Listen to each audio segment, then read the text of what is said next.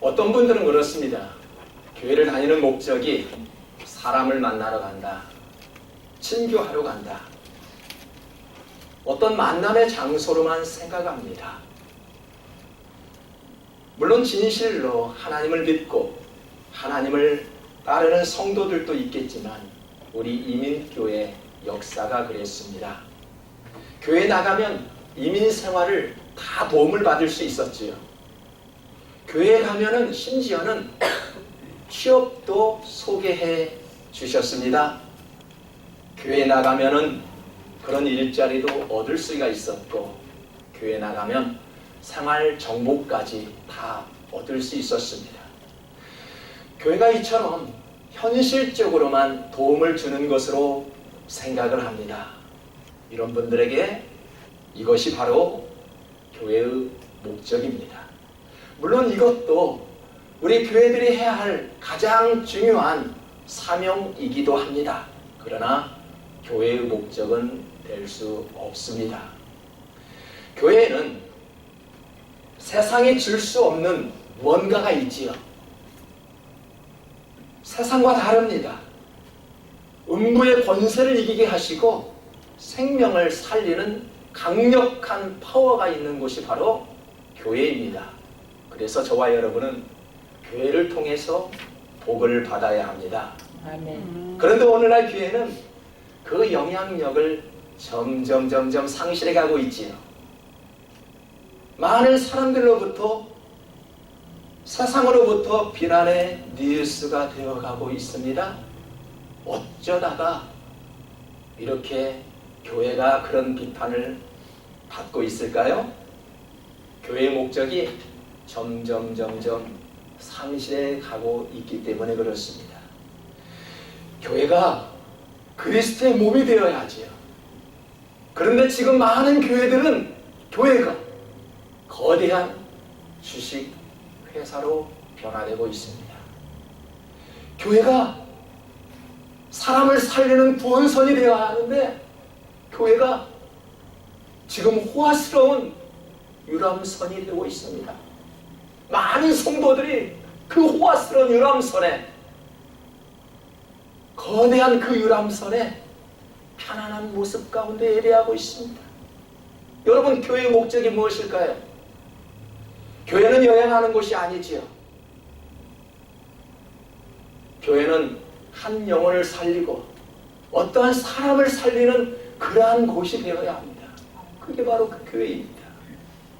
여러분, 편리함과 부유함을 즐기는 것이 자랑이 되고 있습니다. 그게 축복이라고 이야기합니다. 많은 사람들로부터 그런 편리함과 많은 자랑거리가 우리에게 주시는 축복이라고 생각합니다. 성경은 그렇게 말하지요. 서로 종노릇 하라. 그런데 많은 교회에서는 서로 왕노릇 하고 있습니다. 내가 당신보다 크다고, 누가 크냐라고 싸웠던 고린도 교회처럼 많은 교회들이 내가 당신보다 더 낫다고, 더 높다고, 더 크다고 그렇게 말하기도 합니다. 교회에서 가장 중요할 일이 무엇일까요? 가장 중요한 목적은 하나님 앞에 예배하는 것입니다. 여러분, 교회가 예배만 잘 드리면 될까요? 봉사도 해야 합니다. 신교도 매우 중요합니다. 전도도 해야 합니다. 선교도 해야 합니다. 교회는 이처럼 아주 골고루 하나님께서 명하신 그 일들을 잘 감당해야 합니다. 여러분, 교회는 하나님을 향한 그렇게 예배하는 곳이지만 결국은 우리가 모이는 목적이 잃어버린 영혼을 위해서 우리는 모이는 것입니다. 이것이 전도요, 이것이 우리는 선교라고 말씀합니다. 전도가 무엇이고 선교가 무엇인지를 좀 단어 구분을 좀 했으면 좋겠습니다. 여러분, 전도는 무엇이고 선교는 무엇일까요? 어떤 교회는 무슨 선교회라고 모이는데 어떤 교회는 전도회라는 모임을 갖습니다. 네, 우리 교회는 갈렙 선교회가 있고 에스더 선교회가 있지요. 네, 선교회는 뭡니까? 전도는 같은 문화 속에서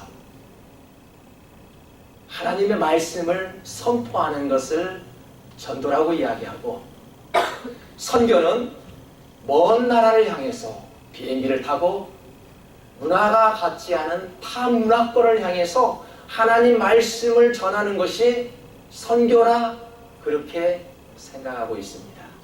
그렇게 우리는 머릿속에 인식하고 있습니다.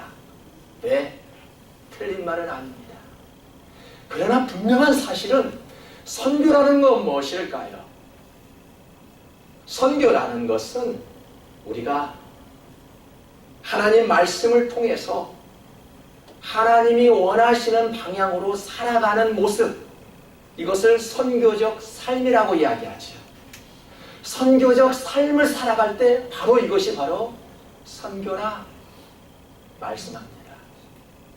지금 대한민국 어느 서울에 있는 한 교회는 우리 선한 믿음 교회를 위해서 매주마다 그들 교회의 주부에 올려놓고 우리를 향해서 기도하고 있는 교회가 있습니다. 여러분, LA가 선교지라고 생각하니까 그들은 우리들을 위해서 지금 기도하고 있어요. 묻겠습니다. LA가 선교지입니까? 선교지라고 생각하시는 분들은 그리 많지 않습니다. 근데 저는 목회를 해보니까 이곳이 선교지라는 것을 깨달았습니다. 영적으로 굉장히 어두운 곳이 바로 이 LA라는 것을 진작부터 깨닫고, 아, 나는 지금 선교하고 있구나라는 하나님의 마음으로 저는 매주마다 여러분을 대합니다. LA 나갈 때마다 이 LA 시민을 위해서, 영적 성장을 위해서 작은 목회자 한 사람이 나올 때마다 기도하는 마음으로 나옵니다. 우리 교회가 여러분의 헌금으로 한국에 있는 작은 교회에 선교 헌금을 보내고 있습니다. 여러분, 한국이 선교지입니까? 그렇게 문화가 발달되고 잘 사는 그 민족이 어찌 선교지가 될 수 있을까요? 우리는 그곳이 선교지라고 생각하기 때문에 우리도 부족하지만 우리보다 부족한 그곳에 하나님의 마음을 전하고 있습니다.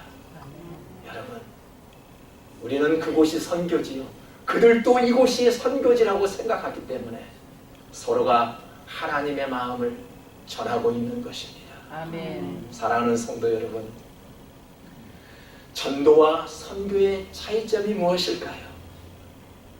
전도는 믿지 않는 사람을 향해 하나님의 말씀을 세상에 선포하는 것이라 라고 우리는 생각하지요. 그렇다면 선교는 무엇일까요?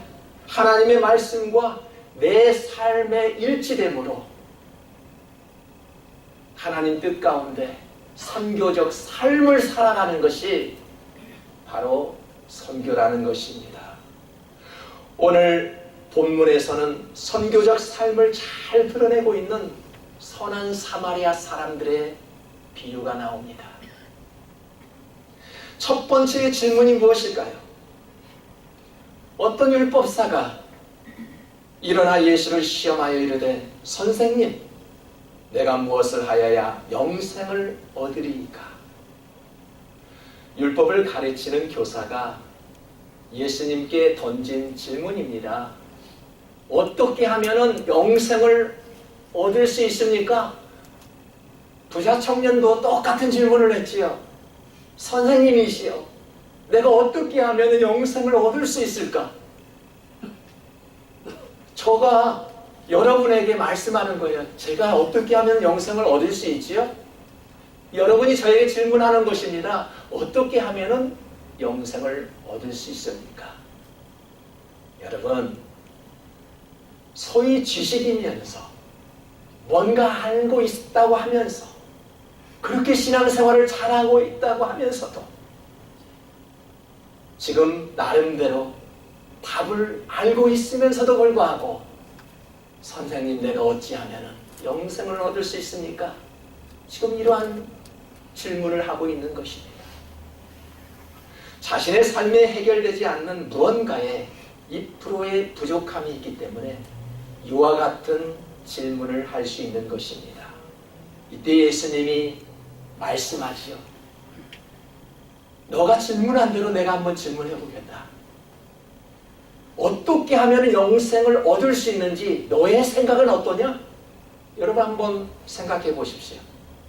어떻게 하면 영생을 얻을 수 있습니까? 여러분들이 질문하지 않았습니까? 네, 예수 잘 믿고 기도생활 잘하고 회개하면 그래 영생 얻을 수 있지요. 율법사가 이렇게 대답했어요. 내 마음을 다하여 목숨을 다하여 힘을 다하여 주 너의 하나님을 사랑하고 또한 내 이웃을 내 몸과 같이 사랑하라. 율법사의 대답이에요. 얼마나 멋진 대답입니까? 이와 같은 대답을 어찌 할 수 있을까요? 목숨을 다하여 하나님을 섬기래. 내 몸과 같이 이웃을 사랑하래요. 예수님께서 그렇게 대답했어요. 맞다. 내 말이 맞다. 그렇게 하면 영생을 얻을 수 있을 거야. 이것이 예수님의 대답입니다. 그리하면 살리라. 여러분, 하나님을 믿지 않아도 박식한 사람들이 얼마나 많은지 몰라요. 우리 청년들이 그런 이야기 많이 해요. 학교에서 믿음이 없는 친구들과 함께 논쟁이 벌어지는데요. 성경 지식이 왜 이렇게 잘하는지 모르겠대요. 감히 따라잡을 수 없을 정도로 예수를 믿지 않는데 성경에 박식한 젊은 청년들이 얼마나 많은지 몰라요. 여러분, 교회도 다니지 않으면서 이 세상에는 집사님들이 왜 이렇게 많은지 몰라요. 사역을 하지도 않는데요. 사역을 하지 않는데 이 세상에는 목사님들이 왜 이렇게 많은지 몰라요. 여러분, 미국 교회에서는요, 우리 한국 교회도 있습니다.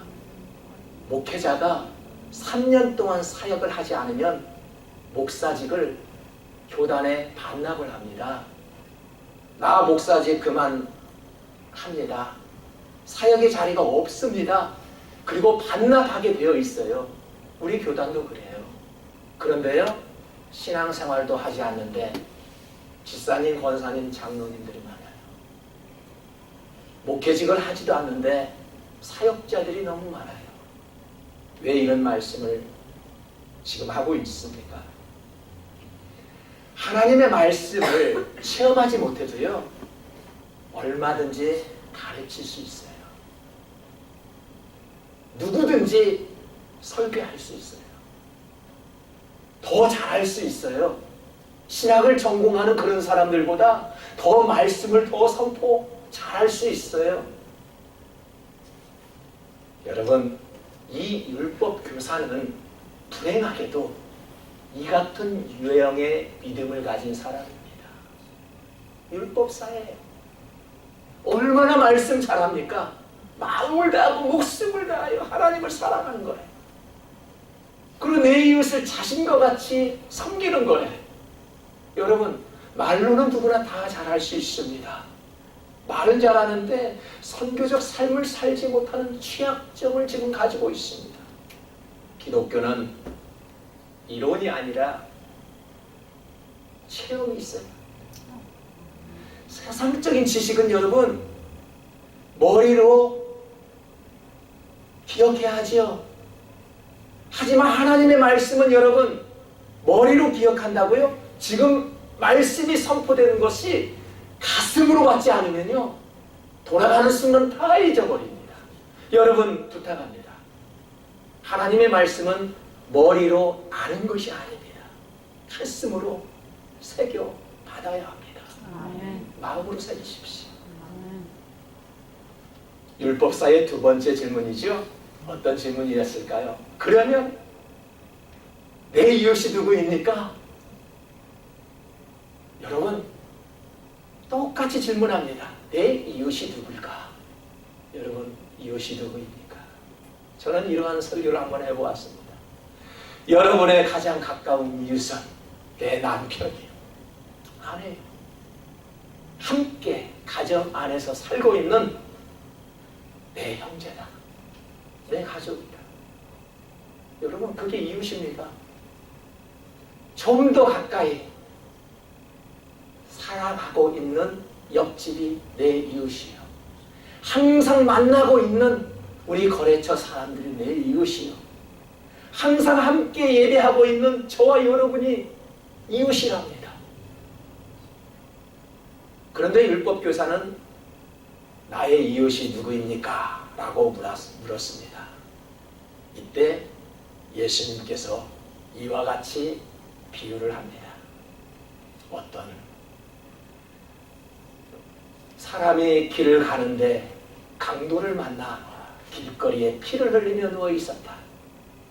그런데 말이다, 제사장도 그 모습을 보고 그냥 지나쳐 버렸어. 조금 있다가 보니까 어떤 율법사도 쓰러진 강도 만난 자를 보고 그냥 지나가 버렸네. 그런데 말이야, 어떤 사마리아 사람은 그것을 보고 자기가 가지고 있는 포도주를 부어 상처를 닦아주고 싸매어 가까운 주막에 데려가 주인에게 이렇게 말했어. 이 사람을 잘 보살펴줘야 한다고. 만약에 돈이 떨어지면 내가 갚아주겠다라고. 주님이 그렇게 질문하지요. 이 세 사람 중에 누가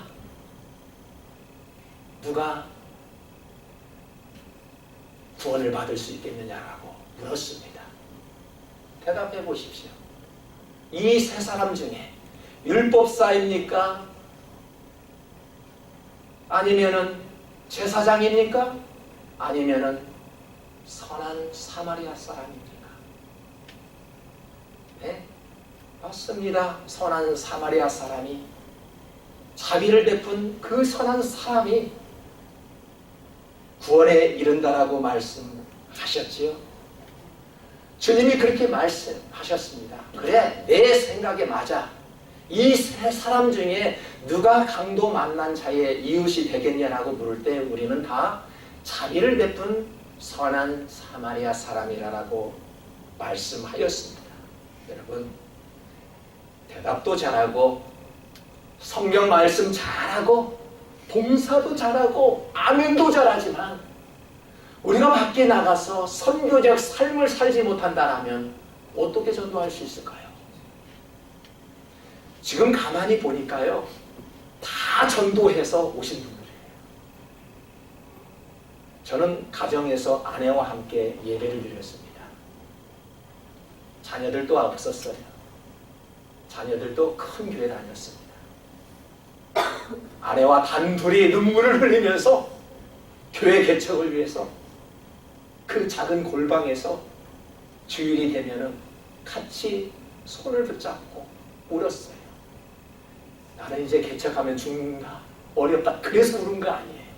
너무너무 기뻐서 감동이 밀려와서 둘이 그렇게 울었어요. 그런데 개척해보니까 힘들긴 힘들더라. 힘들더라. 여러분, 저와 여러분의 고난은 그 힘이 있는 게 아니래요. 왜요? 하나님의 상급이 있기 때문에 우리는 그 감당을 할 수 있지 않겠습니까? 아멘. 누가 이 예배를 위해서 일주일 동안 준비합니까? 누가 이 예배를 위해서 봉사하고 수고합니까? 네, 성도들을 위해서 하지요. 하지만 하나님께서 저와 여러분에게 그 사명을 주셨기 때문에 하는 거예요.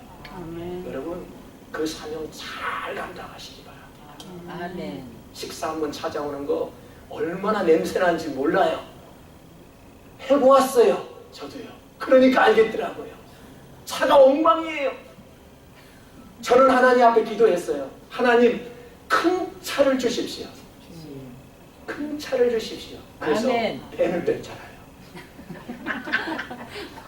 아내는 밴을 운전하지 못하는 사람이에요. 한국에서 조그만 승용차를 운전했던 사람이에요. 저는 아내에게 그 차를 주면서 운전 잘하고 저는 다시 한국에 돌아갔습니다. 걱정이 태산이었어요. 어떻게 아내가 저 큰 차를 운전할까? 왜 이렇게 밴이 큰지 몰라요. 처음 미국에 가서 그 밴을 보니까요. 하나님 앞에 기도했어요. 우리는 성도님들을 모셔야 될 차이기 때문에 하나님 큰 차 주십시오. 그렇게 기도했어요. 지금까지 그 차를 타고 다녀요. 많은 사람들을 모시고 다니다 보니까 차가 지저분해요. 어린 학생들을 한번 태운 적이 있어요. 스키장도 한번 가본 적이 있어요. 그 안에서 라면을 먹다가 국물 흔적이 지금까지 있어요.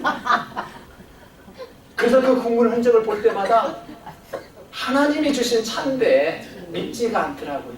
그 어린 학생. 성도 여러분, 누가 강도 만난 자의 이웃이 되냐고 지금 묻는 거예요. 묻는 거예요. 우리가 희생 없이, 우리의 섬김 없이, 우리의 노력 없이 내가 하나님의 자녀라고요. 자비를 베풀어야 합니다. 전도를 잘하는 분들의 삶을 모습을 보면은 선교적 삶을 살아가는 모습을 여러분들이 볼 수 있을 것입니다. 선교적 삶이란 무엇일까요? 하나님의 말씀과 내 삶이 일치되는 거예요. 이게 선교적 삶이라고 이야기합니다. 말씀을 듣고 알았으면 그대로 행할 때 이것이 바로 선교적 삶이라고 말씀하는 것입니다. 그래서 주님이 말씀하죠. 주여 주여 하는 자마다 다 천국에 가는 것이 아니라 하나님 뜻대로 행하는 자라만이 천국에 가느니라 라고 말씀하였습니다. 선교는 가든지 보내든지 둘 중에 하나여야 합니다. 말씀 많이 들어보았지요. 선교는 하나님의 명령이기 때문에 선택이 아니라 필수라는 것입니다. 그래서 가든지 아니면 내 손으로 보내든지 둘 중에 하나라는 것입니다. 예수님의 말씀은 가서 너희도 이와 같이 하라 라는 것이 최종적인 결론의 말씀입니다. 선교적 삶의 시작은 이웃을 향해 찾아가는 것이죠. 가서 제자 삼으라 우리가 박수를 치면서 찬양을 하였어요. 제자 삼는 것이 내 제자가 아니라 예수님의 제자 말입니다. 여러분들은 목사의 제자가 아니지요. 주님의 제자지요. 가르치래요. 제사장과 레위인은 쓰러진 사람을 보고 피해 지나가 버렸어요. 그런데 사마리아 사람만이 그 사람을 돌보아 주었는데 어떻게 돌보아 주었다고요? 잘 보십시오. 가까이 가서 기름과 포도주를 그 상처에 붓고 자기 짐승에 태워서 주막으로 데려갔대요. 오늘 말로 같으면은 호텔 수준까지는 아니어도 그래도 괜찮은 여관 정도는 되지 않을까라는 생각이 듭니다. 다가가는 것 참 중요합니다. 여러분, 요즘 같아서는 다가가서는 안 돼요. 특히 기침하는 사람들이 있는데 미안해요, 기침하고 있는 분들. 괜히 오해받는 그런 시대가 되었습니다. 여러분, 정말로 조심해야 될 것은요, 서로 아끼는 마음으로 우리는 존중하기 위해서 지금은 다가가는 거 아니죠. 잘 분별을 할 줄 알아야 돼요. 아멘. 심지어는 악수도 잘 안 해요. 이제 다음 주부터 제가 장모님들하고 악수 안 하려고 해요. 오늘까지만 했는데 끝나고 임시항해를 하려고 그래요. 이제. 오늘까지만 악수한 겁니다. 다음 주에 악수 안 했다고 목사님 어디 서운했나 그런 생각하지 마세요. 여러분, 서로 아끼는 마음으로 우리는 조심해야 되거든요. 요즘에서는 그래요. 대구에서 신기한 현상들이 벌어지고 있어요. 어떤 현상일까요? 전국적으로 자발적으로 의료진들이 모여서 대구를 구하고자 대구를 향해 가고 있어요. 가족들이 만류하는데도 불구하고 내 딸아 가지마, 차라리 성금이나 해. 다 만류하고 몸으로 대구를 향해 가고 있다란 말이에요. 정말로 더 감동의 눈물을 제가 흘린 적이 있으면 뭐였을까요? 건물주들이 장사가 안 되니까 장사 될 때까지 가게세 내지 마. 가게세를 내지 말래요. 여러분, 대한민국 정부에서는 그런 주인들에게 세금을 감면해 준대요. 아직도 한국은 살아있구나. 내가 대한민국 국민이라는 것이 자랑스럽구나. 아멘. 라는 생각을 갖습니다. 여러분, 우리 한국을 위해서 기도해 주십시다. 아멘. 우리 미국도 안전한 나라는 아니지만 그래도 그들을 위해서 기도만큼은 할 수 있지 않겠어요? 성경은 어린아이와 같은 유치한 신앙 버리래요. 어린아이는 좋아하는 것만 골라 먹죠. 갓난아이는 우유를 먹죠. 그 아이가 커서도 자기가 음식 좋아하는 것만 골라 먹는다라면 그때는 모릅니다. 하지만 건강에 이상 신호가 올라올 것입니다. 우리는 몸은 성숙하지만 마음은 초딩이 되는 경우도 있지요. 직분자답게, 어른답게, 여러분 예수님의 제자답게 그렇게 포용할 줄 아는 것이 선교적 삶을 살아가는 것입니다. 피하지 말고 웃으며 다가가야 합니다. 일본의 어떤 최고의 고령자가 웃으며 사는 것이 장수의 비결이에요. 아니 웃으십시다. 아침에 보면 웃는 얼굴로 인사하면 얼마나 더 좋겠습니까? 헤어질 때 웃으면서 인사하고 가면 얼마나 좋겠습니까? 좀 웃으며 그렇게 살아가기를 축복합니다. 사마리아 사람은 강도 만난 자에게 가까이 가서 어떻게 하였어요? 가까이 갔대요. 여기에서 그치지 않았어요. 그냥 포도주로 씻어주고 하룻밤 재워주는 것으로 마치지 않았습니다. 어떻게 하였을까요? 그 이튿날 주막에 다시 돌아가 주인에게 데나리온 2를 주었대요. 그리고 이것이 모자라면은 내가 다시 돌아와 이 값을 치러주겠다라고 말씀하였습니다. 여러분, 이처럼 선한 행동을 하였던 사마리아 사람이 누구입니까? 사마리아 사람들은 그 당시 유대인들로부터 천대를 받았던 사람들이에요. 존경받지 않았던 그런 사람입니다. 우리같이 엘리트들이 아니었단 말이에요. 믿음이 좋고 성숙한 그런 사람이 아니었다란 말이에요. 그런데 말입니다. 제사장을 보십시오. 하나님과 사람 사이에 어떻게 해요? 중보자의 역할을 한 사람이 누구일까요? 제사장이에요.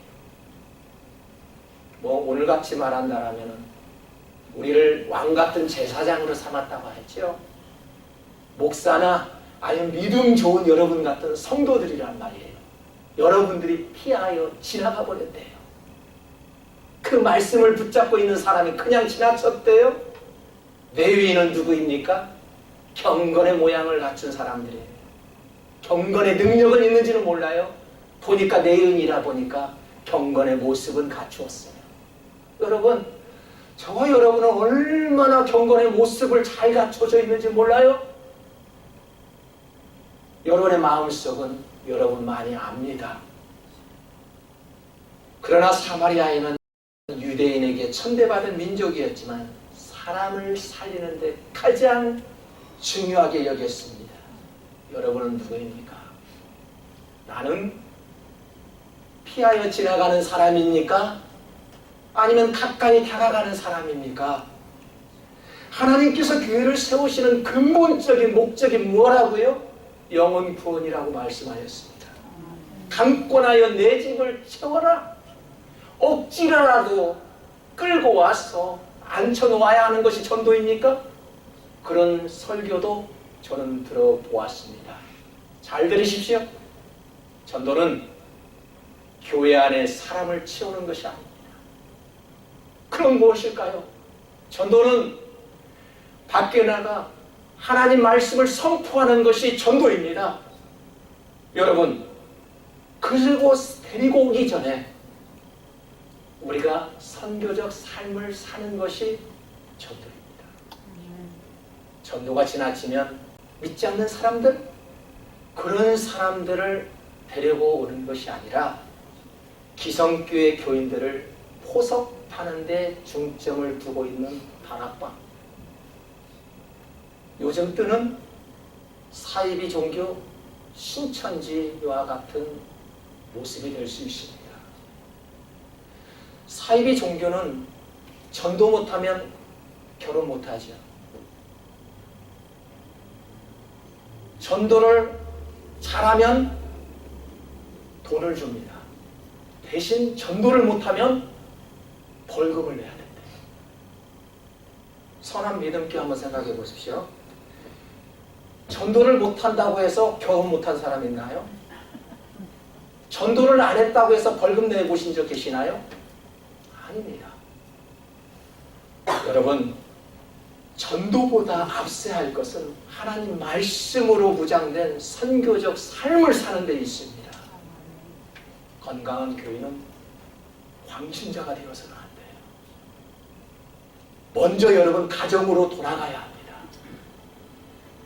그리고 먼저 가서 화해할 줄도 알아야 합니다. 내 판단이 진리인 것처럼 성령을 거역하는 자신도 바라볼 수 있어야 합니다. 오늘 선교주의를 통해서 가서 너희도 이와 같이 하라는 주님의 메시지가 우리의 머리에 임하지 않게 하시고 가슴에 임하여 오늘 시간부터 여러분의 삶의 현장에 나아가 선교적 삶을 살아가시기를 주님의 이름으로 축복합니다. 고마우신 아버지 하나님,